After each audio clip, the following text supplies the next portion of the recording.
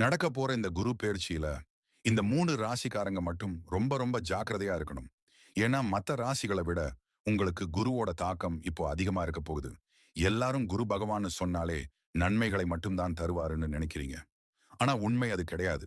சில நேரங்கள்ல சனி பகவானுக்கு நிகரான சோதனைகளை கொடுக்கக்கூடிய வல்லமை குருவுக்கும் உண்டு.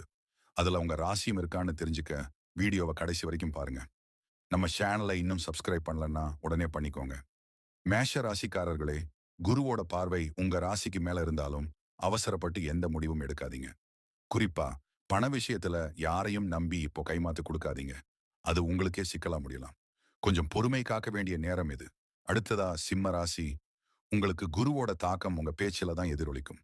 தேவையில்லாத வாக்குவாதங்கள், கோபமான வார்த்தைகளை தவிர்த்துடுங்க. நீங்க நல்லதா சொல்ல போய் அது தப்பா புரியப்பட வாய்ப்பு இருக்கு. மௌனம் இப்போ உங்களுக்கு மிகப்பெரிய பலம். மூணாவதா விருச்சிக ராசி. குரு பெயர்ச்சியால உங்களுக்கு வேலைப்பளு அதிகமா இருக்கும். இதனால உடல் சோர்வும் மன அழுத்தமும் வரலாம். ஆரோக்கியத்துல சின்ன குறைபாடு தெரிஞ்சாலும் அலட்சியம் பண்ணாதீங்க. சரியான நேரத்துக்கு சாப்பிட்டு ஓய்வு எடுக்கிறது ரொம்பவே முக்கியம். இந்த 3 ராசிக்காரங்களும் இந்த காலகட்டத்துல வியாழக்கிழமை தட்சிணாமூர்த்தியை வழிபாடு செய்யறதும் பெரிய பாதிப்புகள்ல இருந்து உங்களை காக்கும்.